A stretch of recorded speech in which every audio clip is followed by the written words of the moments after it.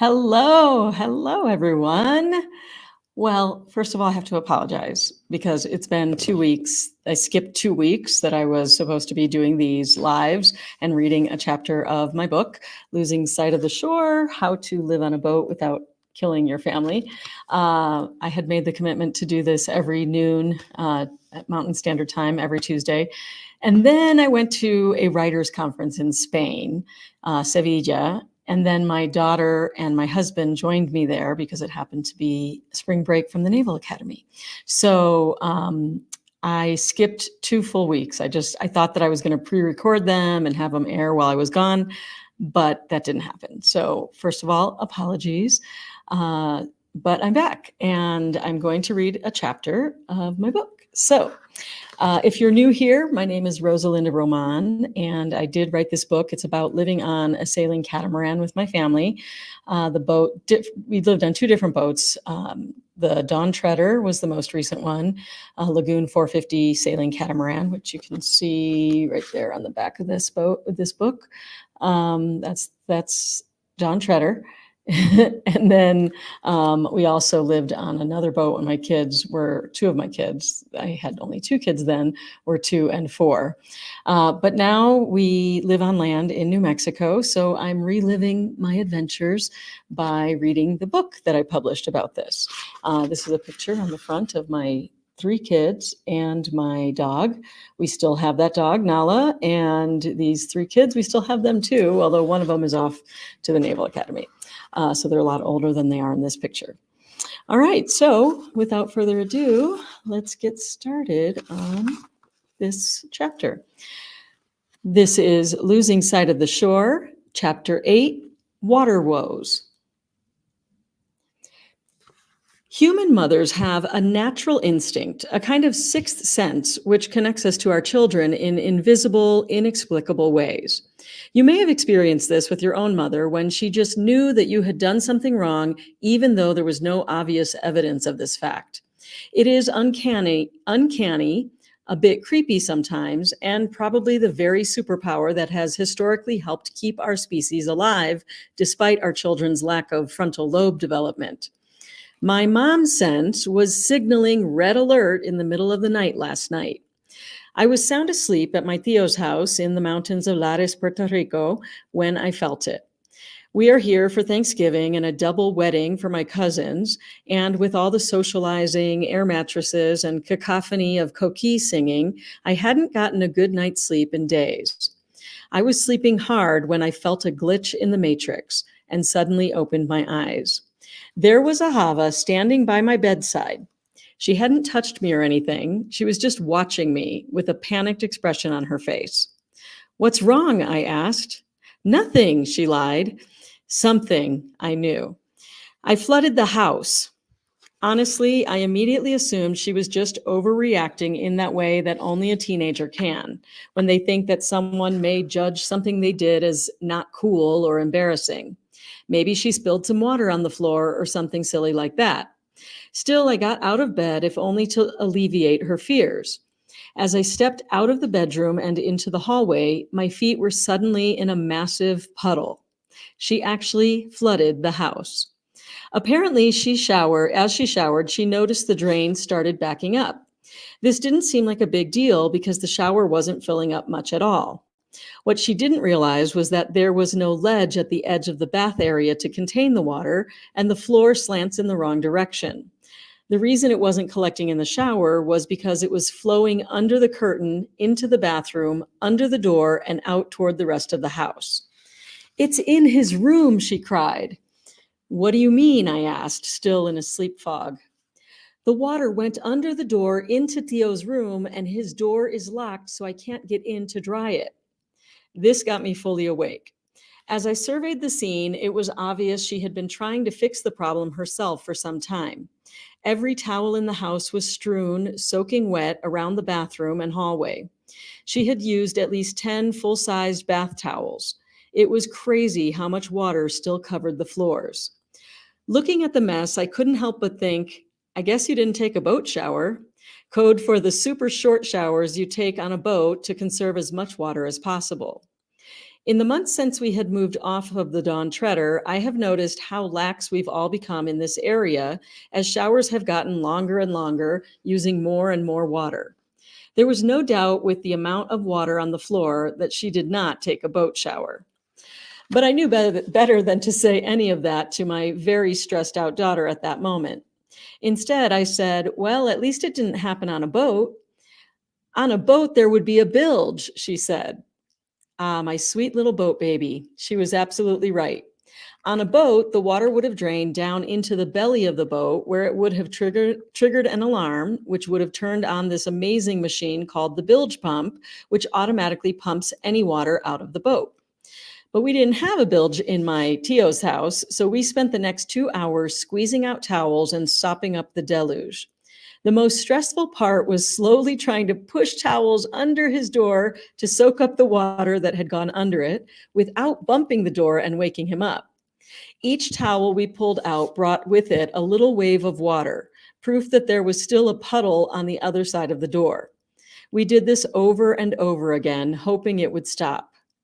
Forget doing the right thing and actually knocking on the door to alert him about the disaster. I was her partner in crime, trying to hide the body. Eventually, we weren't seeing any more water flowing back out of his room, and were optimistic we had gotten it dry enough so as not to horrify our host. So at 2:30 a.m., we went to sleep. Little did we know the floor in that room was still completely flooded. When my Theo woke up, we both heard him proclaim, "What happened here?" Ahava and I rushed to his room to find him wading through water. We just looked at each other with bloodshot, sleep-deprived eyes, and she said, "Mommy, we did absolutely nothing last night." She was right. All that stuffing of towels under the door was the equivalent of sticking our finger in the dam. We got to work cleaning up the rest of the mess, and Ahava apologized to her Tio Abuelo, who was surprisingly calm for someone who had woken up to a flood in his bedroom. After such a waterlogged night, this seems like a good time to write about boat showers and some of the other water issues one faces when living on a boat, which gives us all a new appreciation for the term water conservation. Growing up first in Chicago with Lake Michigan nearby, and then Florida with Lake Okeechobee, I don't remember water ever being a major issue. When we hit the teenage years, my dad would get mad at us if we took too long in the shower, but that was just because he felt that wasting water was a waste of money. It wasn't until I moved to the mountains outside of Albuquerque, New Mexico, that I became crazy about water conservation. Our home sits on 75 acres at 7,500 feet altitude, about 30 minutes outside of town. Instead of getting our water from a city or county municipality, we have a water truck that drives up the hill to deliver it. Not only is it inconvenient to rely on water deliveries, it really makes you think twice about running the water while brushing your teeth or washing dishes. New Mexico is a very dry state, and water is a precious commodity that we can't live without. Living there for several years meant that we were always doing what we could to save water. This could be seen in normal behaviors like not letting the faucet run unnecessarily, and not so normal, some would say weird, ways like following the adage, "If it's yellow, let it mellow. If it's brown, flush it down," when using the toilet. This was an easy way to save several gallons a day when it worked, and a shocking way to gross out your guests when the kids forget to flush altogether as a result. Employing these water-saving methods, our family of 5, plus occasional guests, could make a 3,000-gallon tank of water last for 6 weeks or so. We thought we were pretty good at water conservation. That was until we moved onto a boat and sailed to the Bahamas. You don't realize how much water you actually use until you are sitting at anchor with 5 other people using the same 100-gallon water holding tank. Or when you pull up to a Bahamian marina and learn that, unlike the free water you enjoyed in Florida, you will now be paying as much as 50 cents a gallon for it. 50 cents a gallon times 100 gallons, and you've got $50, which you could easily burn through in a day. Instead of $100 a month in the mountains, we could easily spend $1,000 a month if we didn't keep our water use in check. That is when you go from a decent water conservationist to a water Nazi. You make your family take saltwater showers where you soap up in saltwater and only use the precious fresh water for a quick rinse. You find yourself joyfully running outside in a rainstorm to scrub the deck for free. And if you are in your early days of cruising with no real grasp of how you will financially sustain this live aboard life for the long haul, you may even find yourself resorting to desperate measures you will later regret. Hypothetically speaking, when your budget is extra tight and you just spent more than you could really afford on the slip fees, you may sneak over to the adjacent dock with a hose in the middle of the night to pilfer a little of that overpriced water so your family can cook, wash dishes, and shower the next day. I'm only speaking hypothetically here, of course. But the good news is that you don't always have to pay through the nose or violate your ethical values in order to stay properly hydrated and clean when you are living on a boat. Thankfully, there is a miraculous invention called a water maker. A water maker is usually something that doesn't come standard when you buy a boat, but is one of those aftermarket add-ons that is worth its weight in gold. It is a system that literally turns seawater into drinking water. Seriously miraculous, right? On the Dawn Treader, we had a Cruise RO water maker. It was installed by Nathan, Ziva, and a friend after we moved aboard. That wonderful system produced about 30 gallons of fresh water every hour. Although I was hesitant at first, fearing I might break this complicated, fragile system, I learned how to run the water maker even when Nathan wasn't on the boat, which took so much pressure off everyone whenever he had to head back to work for a week or so. It's hard for me to imagine how our family of 5+ would have been able to live on a boat without a water maker, although we met many families who did just that. Generally, those families would use large water jugs or jerry cans, which they brought to shore in their dinghies and find a spigot to fill them. I never really asked them how that worked for a family with kids, but I have a feeling they would put us water maker and marina water dependent cruisers to shame. It's hard to imagine anyone as water stingy as I am. Even after I've been off the boat for a year and a half, I still get the shakes whenever I see people wasting water. I can't tell you how many land-based friends and family I have witnessed, perfectly wonderful people who care about the environment, literally walking away from the sink with the water faucet open full force. They might have been washing dishes and remembered they needed to take something out of the fridge to defrost. Instead of closing the faucet before walking over to the other side of the kitchen where the fridge is, they just let it run. I just can't. It has taken all my strength on more than one occasion to not say something. Most of the time, I would reach over and quickly turn off the faucet while their back was turned. This usually elicited an annoyed reaction to the effect of, "I'm not finished with the water yet." I just explain apologetically that it's a holdover from living on a boat. I tell them how it kills me to see the water running because water is such a precious commodity that we need to conserve while living on a boat. Usually they respond that they should be more mindful about that too.